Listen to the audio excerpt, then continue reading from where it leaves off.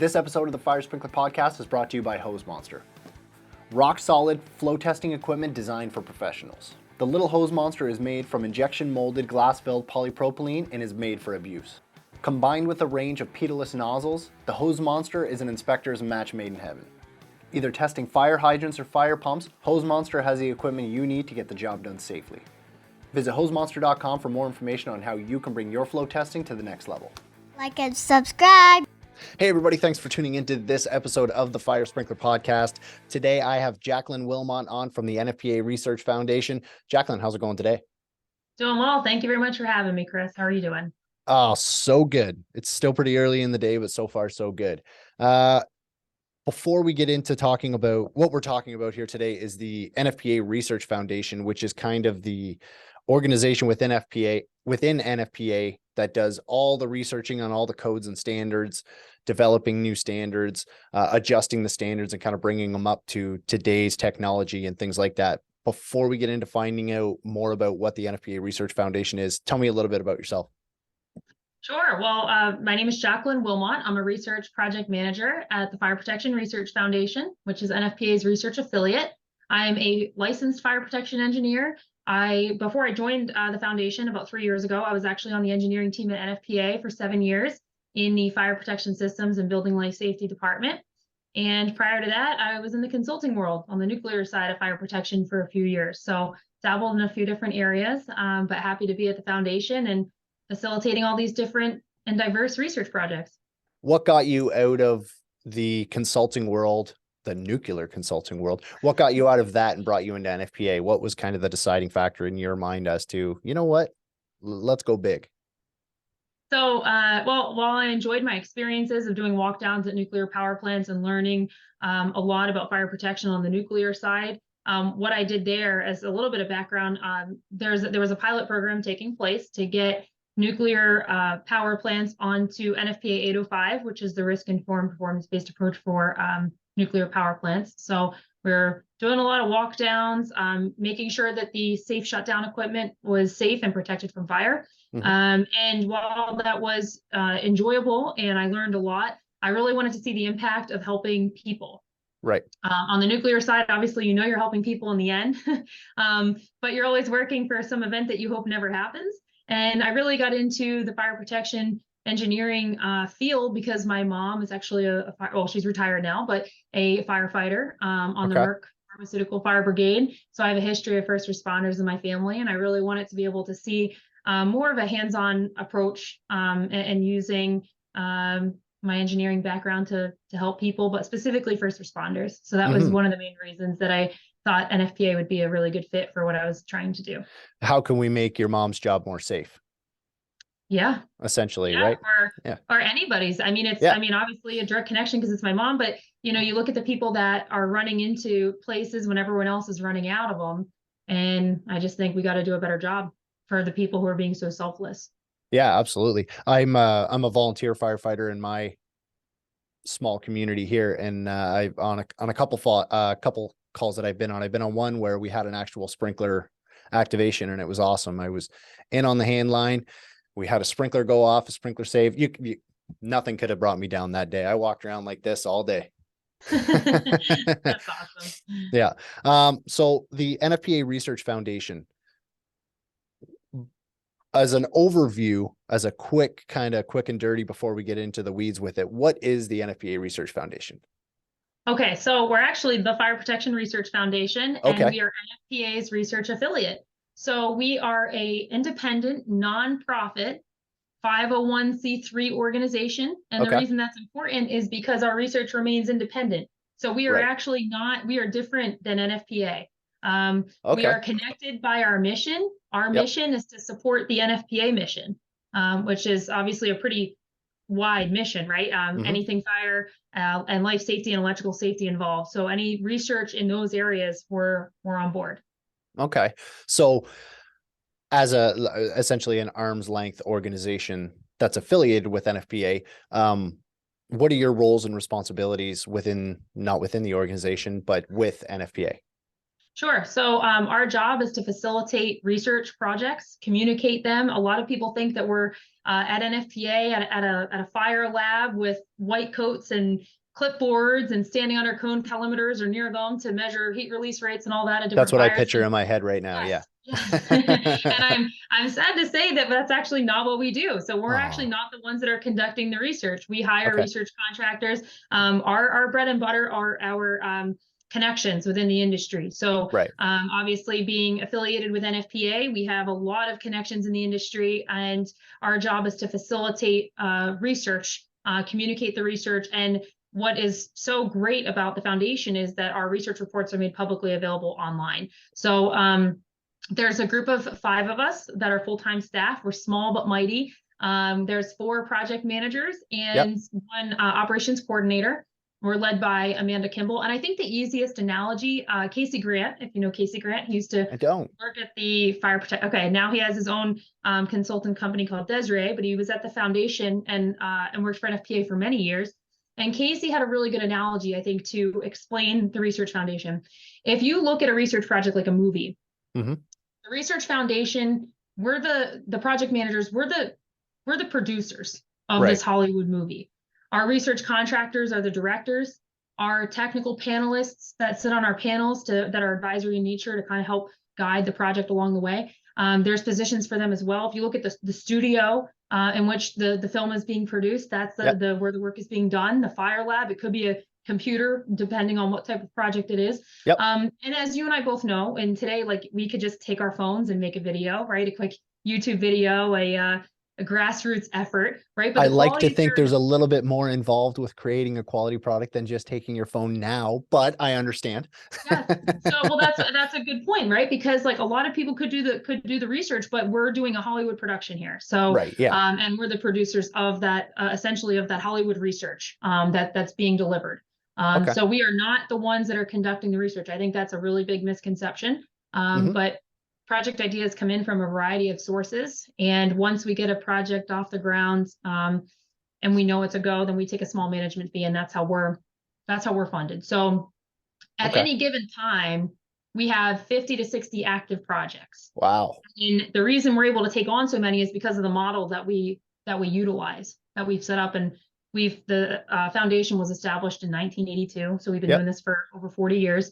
And it allows us to go into so many diverse topics within the fire protection and life safety and electrical safety industries. Mm-hmm.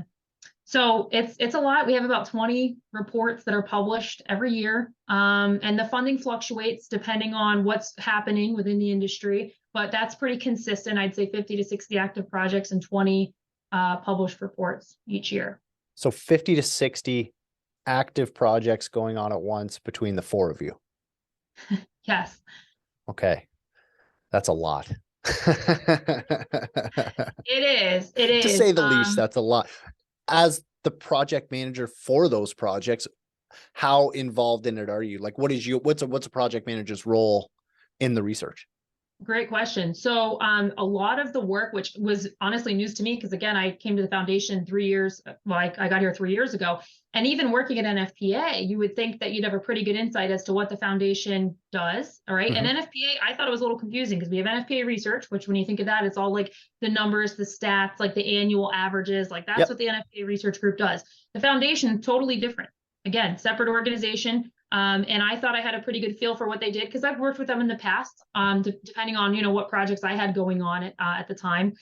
And what I learned as a research project manager is that a majority of my work actually happens before a project takes off. So think of it as like when you're in a plane, right? A lot of the work is done at takeoff and landing, and you're not, I don't want to say on cruise control, your foot's never off the gas, but once a project is up and going, then you're focused on making sure everyone's meeting the project goals, the deadlines, the schedules, making sure that you're scheduling these meetings for the groups to get together, the panelists, the research contractors, to make sure everyone's on the same page. Mm-hmm. Sometimes there is a shift in what direction we think we need to go, and then we're adjusting, to that need. But as a research project manager, what happens is a project idea comes in, and it comes into our online portal on our website, which is nfpa.org/foundation. And if you scroll all the way to the bottom, there's this little link, submit a project idea. So what happens is these project ideas come in from a variety of sources, such as our technical committees. And when I say technical committees, I mean NFPA technical committees. Yep. They come in from our research planning groups, which I'll get into in a little bit. We have consortiums that they come in from. Okay. We also do it like a formal solicitation each year. And we do spend once a year time reviewing the project ideas that have come through, although we review them on a rolling basis as well. Right. And we're really trying to make sure that when we're vetting them, that they're in accordance with our own policies, which is a breakdown of like, does it meet our mission, right? Does it fall within our purview? And as I mentioned, our purview is pretty wide because it's supporting NFPA's mission. So That's anything right. fire, electrical, any of that that's related, we're probably the right people to do it. So we're looking at it from that angle. We're looking at how time critical is the problem at hand. And that could be a couple different things. Time critical, both in terms of what's going on in the industry, but also the codes and standards process. So some code documents are on 3-year cycles, some are on 5. Did they just get done and say, hey, this would be helpful for next year? Or is this like, hey, we're about to kick off our cycle and we really need this by the end of it? Yeah, it's got to be, it's crunch time. Exactly. So you got to look at what it impacts codes and standards wise as well when you're looking at the time criticality of it. Also, how big of a problem is it? Like, what's the population size that this is impacting? Right. Okay, and so then, you take everything into consideration. Like there may be a large issue for one guy down in a southern state somewhere, but then you have a larger problem that affects, the greater US, North America. That one's going to get priority over a one facility that is having an issue. right. Yeah, that makes sense. Right. Yeah, it's there's a lot of different things to consider. The other thing that we look at is, are we the right people to do it? Sometimes we have other research contacts that might be a better fit for this. For a lot of different reasons. And then another piece of it is the funding. So sometimes people think that we fund these projects, and I'll be clear, we don't do anything proprietary. We don't evaluate new technology. So anything that comes in that are those two things, they're pretty much right out the door. I mean, we'll send a nice email, to let people know, like, sorry, this is not what we do. Right. But we look at all those different parameters. And when I talk about the funding, again, we're not the ones funding it. So then it's like, okay, well, where's the money coming from? So we have to see where the interest is there as well. Who's interested in sponsoring this? Typically, we have a pretty good feeling because we'll go to the committee meetings and we know which companies are interested in funding it. So it's not really us cold calling anybody saying, hey, we have this research. Are you interested in sponsoring it? Usually we have a pretty good finger on the pulse for that side of it. Does commonly, when it comes to funding the research, does it typically come from obviously the vested interested parties? Like, my facility's having this issue, we need further investigation on it, they'll pay for the funding on it? So I would say it depends. The typical engineering answer. I would say, so about 50%, this is rough numbers, about 50% of the funding comes in from federal grants. That could be from Assistance to the Firefighter Grant, AFG, Department of Energy, NIST, National Institute of Standards and Technology. So about 50% of the funding of our projects comes from federal grants. Next. Oh, go ahead. No, so I was going to say, if you have something else to follow up on that, you can go ahead. I have another question. You've mentioned the research contractors a couple times. Who are these research contractors? Are they organizations like Viking has a research facility? Do you guys use FM Global? Do you guys use JCI's testing facilities? Or do you guys have to go completely away from the people who are going to be developing the products as a third-party avenue? I know what you're saying. So there are in-kind contributions where we can use Fire Labs. And then the benefit of being a sponsor of a project, whether it's an in-kind contribution or a financial one, is that then they can be seated on the panel. They have a position to be on the panel. Depending on the project, there are absolutely times where we're using the testing facilities nearby. UL, FM, yes. to answer that question. Because again, NFPA, the most exciting thing we have at the NFPA building is our koi pond. Okay, so there's no research lab testing. They all have names, all those fish. So anyway, so yeah, we're not, again, we don't have a research lab at NFPA. So yes, we are utilizing our research contacts to help use the space, right? Yep. Then the research contractors are a variety of groups. It could be consultant companies that have research entities to them. It could be universities that are conducting the work. It really depends. So there's a wide range there. What I was going to say back on the funding, though, was after the federal grant money, then the next, I would say, bucket where we receive funding is from private, like our industry, our consortia groups. Right. So you have specific companies that are interested in sponsoring, or they're a part of these research groups. We have a sprinkler research planning group that anyone's welcome to. We have a detection planning group. Not so much, with you being sprinkler guy that you'd be interested in that. But it's there because, again, we have to stay on top of all the stuff that's happening in this fire protection world. And then it's interesting because other things come up too. So like we have the PIRG, which is our property insurance research group. And that's a group that contains different companies and organizations that cost a certain annual fee each year to be a part of, and then they get together and prioritize the research projects that need to be that we need to get going on. And it's tough because there's always so many challenges. So it's like, how do you focus on like one or two or three? But that's why those research planning groups are there. And what I was going to say is, like, as our technology advances and things evolve, we even have a energy safety research group. So looking at energy storage situations, and we have a group of companies on there like Tesla and the Southern Company and GM and some of those other ones. So it all, there's a variety of sources. And then last but not least, NFPA also contributes to the Research Foundation financially each year through the Research Fund. And that's an avenue specific to technical committees that might have a problem. Maybe there's a disagreement. As a former staff liaison, I'll say, haha, that never happens, right? But a disagreement between two sides. Maybe there is a new technology and they're not sure if it's ready for prime time. So while we don't evaluate new technology, if there's people saying, hey, this isn't proprietary, this is a new thing, we're just trying to get more information on it, then we're the right avenue. And so NFPA has this research fund that we're allowed to use for those projects. So that's kind of the ranking in terms of how we're funded. But again, to your point, for the research contractor side of it, the research contractor is separate usually from the lab that we're using. But we're using all these different stakeholders along the way. So we have the financial contributions for sponsorship as well as the in-kind ones, and it might be using their lab facilities. Right. And that makes sense. Like if somebody's coming to you, they have the resources and the equipment to test something, fill your boots, right? Save a lot of time and money as far as that goes. You mentioned a little bit that you have different events that go on. Obviously, the NFPA Expo and Conference is the major one.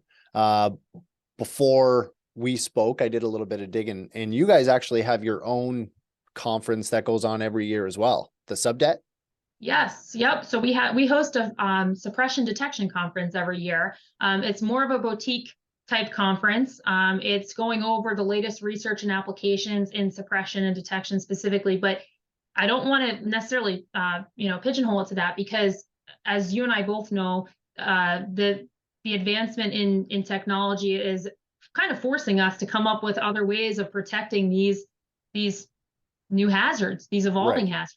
Stuff like lithium ion storage, which future episode coming up for the lithium ion storage, the research that you guys have been doing on the lithium ion storage facilities.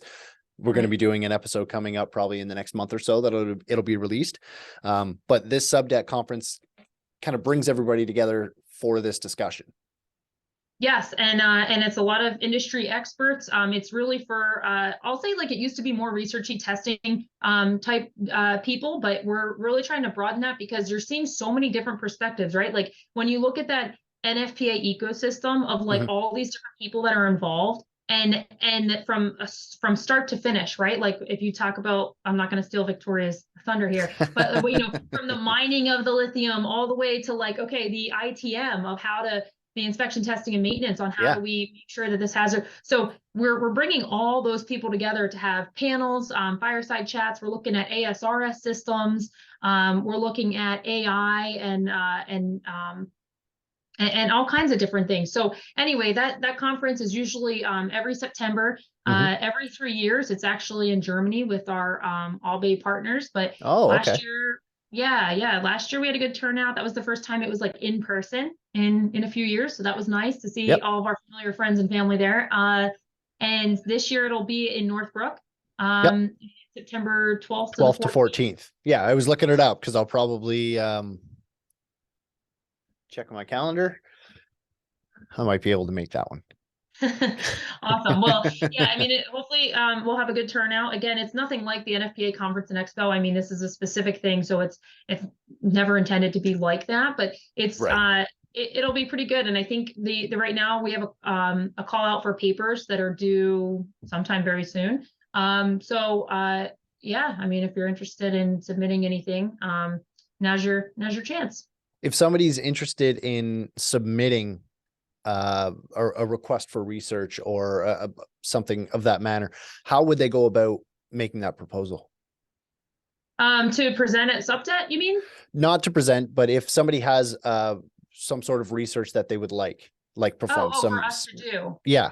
I gotcha. Yeah, so they could go on our website and use our project portal. So you submit your project idea on there, and we're not looking for like professional grant writers for Right. what you're necessarily trying to do. We're just trying to get clarity. Again, the most of my work as a project manager is before the project even takes off, and we're really trying to clarify the scope, the objective. Sometimes we're calling back that project submitter just to get some clarity on that. So again, don't let the form scare you away. Like, fill out what you're trying to get done and who are the potential sponsors, who are advocates for this or against it, who would be interested in funding it, and how does it impact the fire protection world? Is there a specific document? Is there something going on? Maybe there isn't a document, and that's the problem. Maybe there is no standard. So just fill out the form the best you can, and then if we have follow-up questions, we'll be in touch. Now I got to ask, and it just popped into my head when you were talking about maybe there isn't a paper on this. NFPA 420.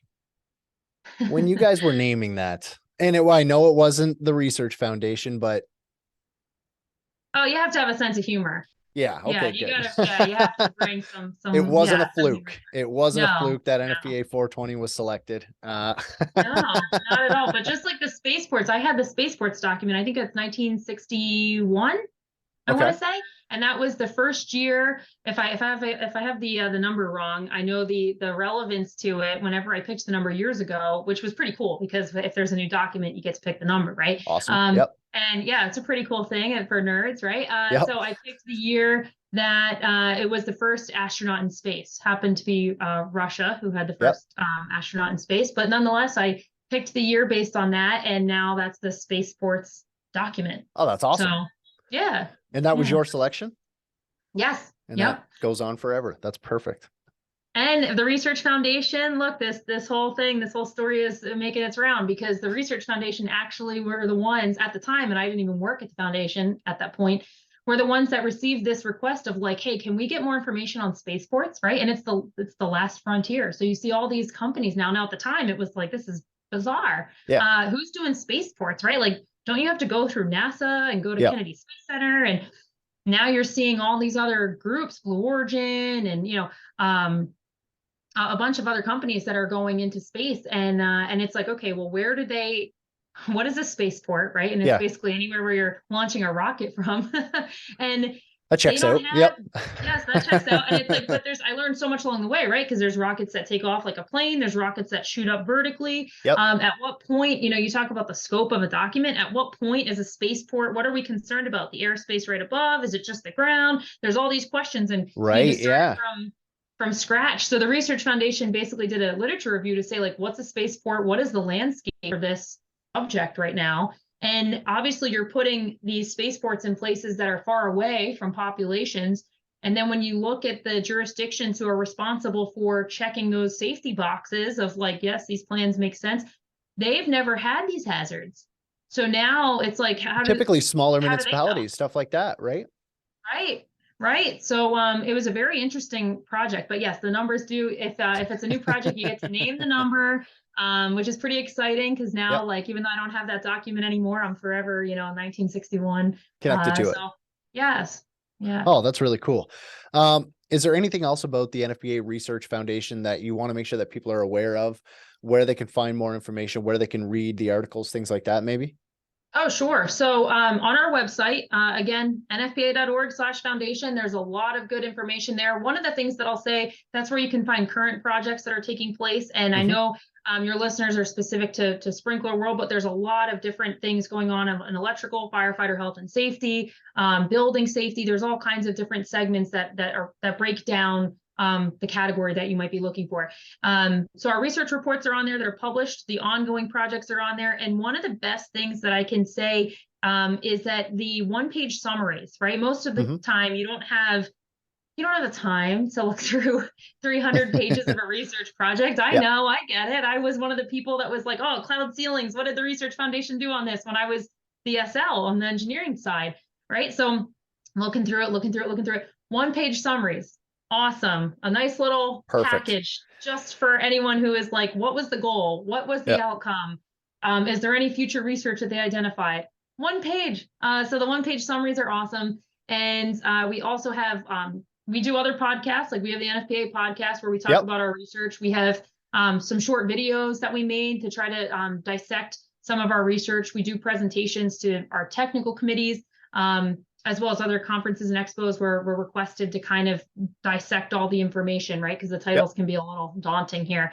But yeah, I think that those are all good takeaways. I'm trying to think if I had anything else. The subtet, the webinars. We do a couple webinars every year. We Yep. do a couple workshops. So it's not so one-dimensional. Like, again, people think Research Foundation in lab coats, not us. We're facilitating it. And they also think, oh, here's great. Now I have this 300-page report. And to some people, that's awesome, right? Right. That Yeah.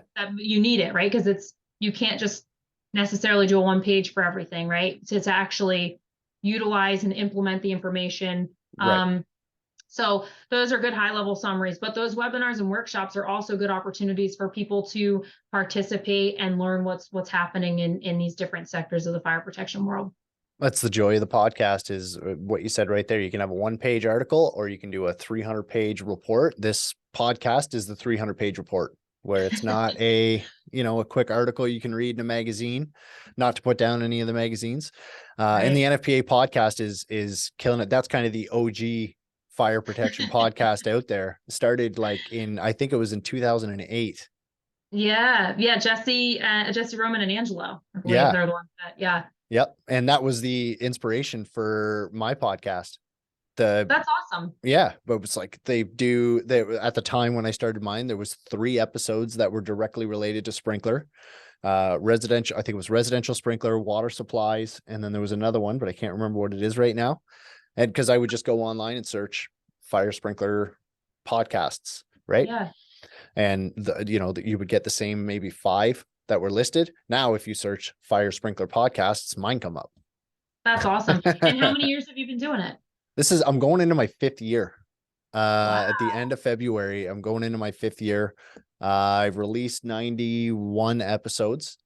Okay. This year I'm working on consistency. I've been talking about consistency for the past 2 years, but this year I'm working on consistency to where I'm trying to release an episode every week now. So this year I'm hoping to stay very, very busy and release episodes every week. It's a grind, but I love it. I get to talk to the smartest people in the fire protection industry, build relationships with people in the industry, and talk to people that the fire protection industry is a very, very nice and they're a good community. But if I wanted to talk to Matt Klaus, chances are I probably wouldn't be able to get him on the phone just as a random sprinkler guy calling NFPA, right? But I got a soapbox that he can stand on and talk about the industry, and Kerry Weber and Joe Meyer and all those guys can, you build relationships, and that's what I absolutely love about this industry. There's nobody that's in it halfway. Everybody that's in this industry it's not a 9-to-5 job. No, I think, but that kind of goes with like what we do, right? I mean, that's like, I think everyone has the passion for it. It's in their heart, it's in their blood.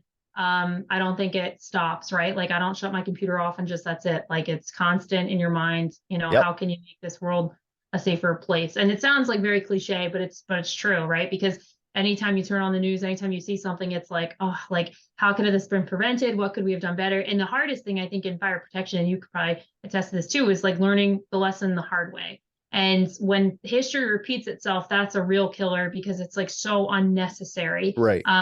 When we already have the information and the knowledge to prevent it or to mitigate the risk or whatever. But when you see history repeat itself, those are hard days. And the days where something happens, hopefully nobody gets hurt or dies. But when you learn something the first time, it's like, all right, what are we going to do about this? Because this can't happen again. Yeah. And I'm sure as somebody, there goes my camera, I'll reset it here. As somebody in the research, essentially the research foundation, I'm sure it's probably worse when you know that there's research being done on a specific thing and then finding, seeing in the news, seeing fatalities on something that you're directly relating to. It's that push to get it accomplished more, as well as that, oh, come on, like, yeah, just give me another absolutely. month, right? Yeah, I mean, the foundation did a report back in, like, I think it was like 2007, 2008. So it was even before my time at NFPA, but it was on smoke characterization to reduce nuisance alarms, right? And how many times do we see people unplugging their alarms because they're a nuisance and then you have a problem? So that's a frustrating one. They did one on, I say they because I wasn't a part of the group then, on exterior cladding, right? And the issue that happened, and that was like 4 years before Grenfell. So you try to bring some of these things, you can kind of get like a tip ahead of time. And sadly, until something happens, I mean, you know this just as well as I do, it usually people don't care until there's a problem. So codes and standards are always written in blood. Unfortunately, that's the way it is, right? Yeah. So anyway, I think you're absolutely right. People are very passionate. We're very lucky to be in this industry. I think so many people are passionate, just like you and I are, and want to make the world a safer place. And they're great. I mean, they're kind folks. They're smart. They're kind. They're willing to help others in any way they can. So. Absolutely. Jacqueline, thanks for coming on the Fire Sprinkler podcast and kind of giving everybody an overview of what the NFPA Research Foundation is. Hopefully we can get a lot more people involved. We can drive up the organization, get more people involved and like NFPA says, make the world a safer place together. Yeah. Well, thank you so much, Chris, for having me. I appreciate the time. Thank you. This episode of the Fire Sprinkler Podcast is brought to you by the Laying It Down for Camp Bucko fundraiser being put on by the Fire Sprinkler Podcast. With local partners Wallace Kent Sprinkler, Troy Life and Fire Safety, Greater Toronto Fire Protection, Lamsar, and Joseph Hullage, with major provider of the fire hoses being brought to you by the Toronto Community Housing, we are well over the 63 kilometers required to break the world record. We're putting off the world record attempt until spring to allow for more donations to come in. www.firesprinklerpodcast.com for more information on how you can donate. Camp Bucko is the burn camp for kids of Ontario. It's open to burn survivors between the ages of 7 and 17. The camp has grown to over 70 children attending the week-long camp in August. There's no fee to attend Camp Bucko, and we'd like to keep it that way. Hoses are $20 a length to sponsor right now. All proceeds going to Camp Bucko. Thanks for your support.